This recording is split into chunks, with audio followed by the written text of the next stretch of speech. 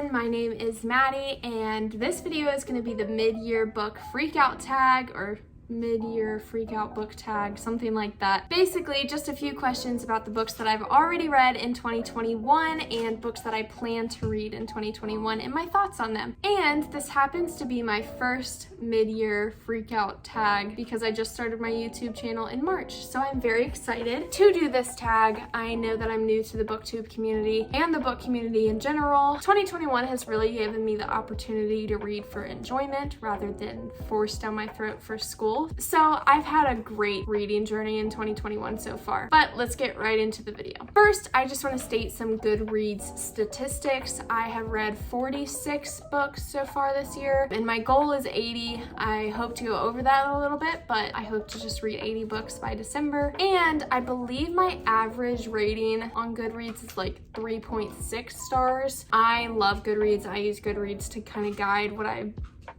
read. Let's hop right to the first question, which is what has been my favorite book in 2021 so far? Now, I know that this book that I'm about to say is very popular and really over talked about.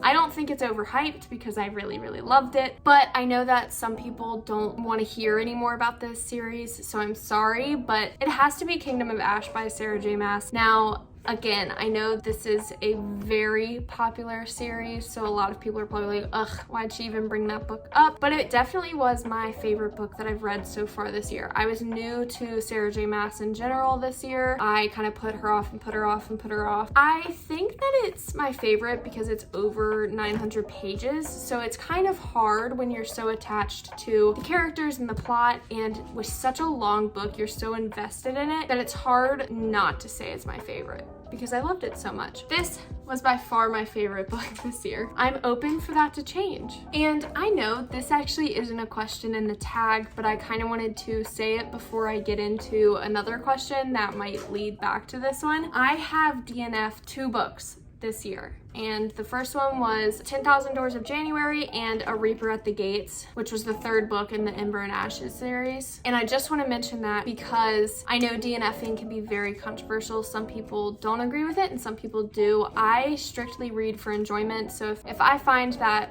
at 50% of the book I'm still not enjoying it, I will dismiss it. And I don't think that's a bad thing to do. If you are reading for enjoyment, you should not force yourself to finish a book. And that's just my opinion. So if you have a different opinion on that, great, we can agree to disagree. And the next question are new releases that I haven't read but really want to. I have 3 in mind, and I'm gonna put them on the screen right here. So it's Malibu Rising, For the Wolf, and The Maidens that I really want to read. But I'm not gonna do summaries on them right now, so I will tell you about them in a future video. If you guys want to read them, look them up. They look amazing, and I already have them on one of them on my shelf on Libby. I'm just waiting for it because everyone wants to read it right now. Stay tuned for that. My biggest disappointment this year was definitely An Ember in the Ashes by Sabaa Tahir. I think I had my hopes high for this one, and it just didn't reach those expectations. I was expecting so much more. The first book was pretty good, okay, and then the second book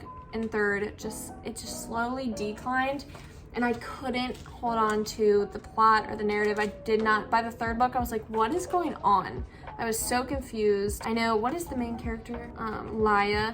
Oh, Elias. Elias was basically stuck as the in-between helper, so every time someone died, he had to help someone cross over. Like, it just got to be way too much and too confusing. I couldn't see where the story was going, and I was very sad about this book because of how popular it is.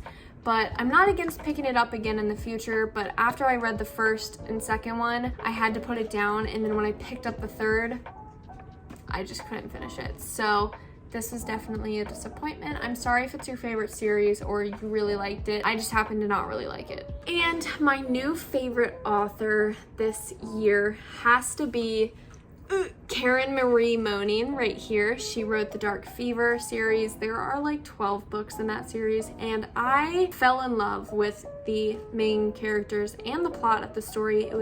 It just grabbed you and held you the whole ride. I loved it.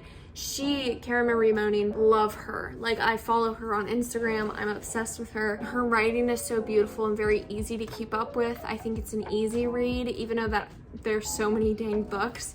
It's a very easy read, and there's a lot of romance, some good smut. If you are looking for a new series, please pick up Dark Fever by Kieran Moaning, and this is just the first book and you'll be into it the whole time. It's about this girl named Mac, short for Michaela. She gets a message that her sister has been murdered in Ireland while she's off at school. So, being the good sister she is, she wants to go find out who murdered her sister. So she ends up flying over to Ireland. She discovers that she has a power she had no idea about, and she realizes that her sister probably had this power too, which got her killed. So I'm not going to go into detail about the power or anything like that, or even the world, but I will say there are fae in this series. So I don't know about you, but I love me some fae. So this is a great series. And the next question is, who is my newest fictional crush? And I have to say it's a side character in From Blood and Ash. I just finished From Blood and Ash, so I think that's why it's really fresh in my mind, but I'm obsessed with Kieran. He's the Wolven who is bonded to, that's a spoiler, I can't say that. He's bonded to Hawk, the main character, one of the main characters.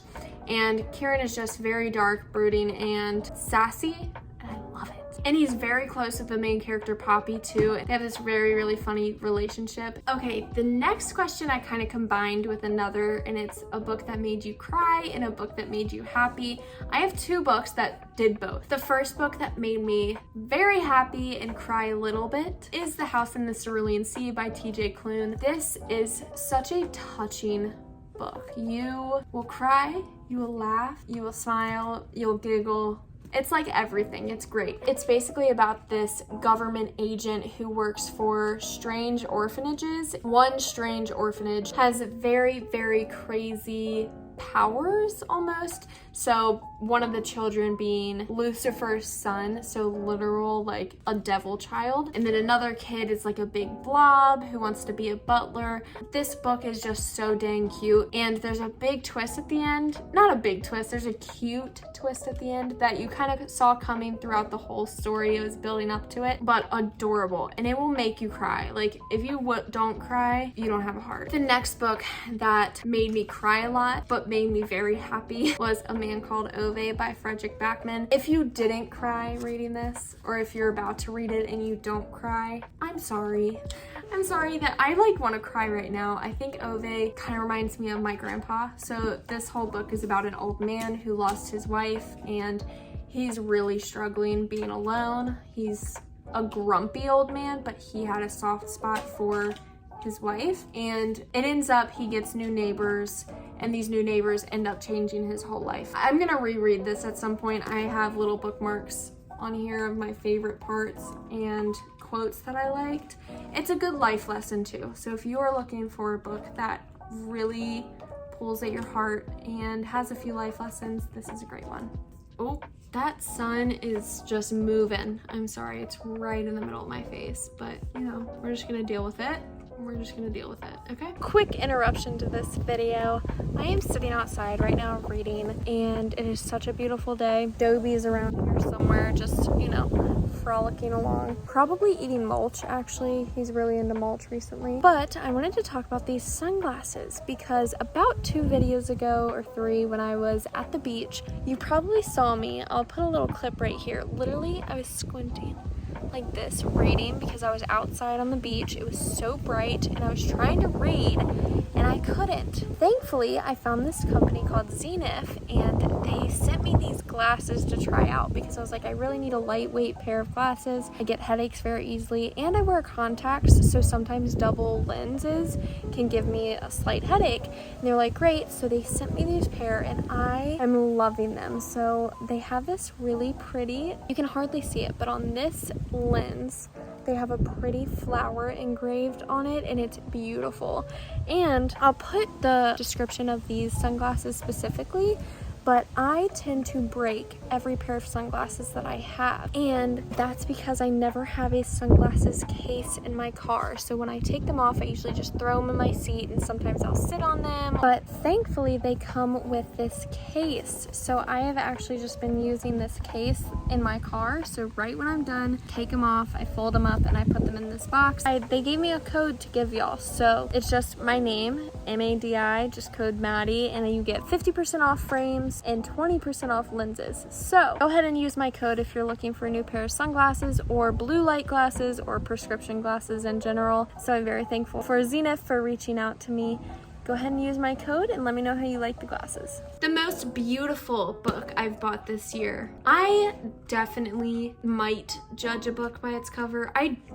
It's tough not to, right? If you see a beautiful book cover, you're like, oh, that would look really good on my shelf, even if you don't want to read it.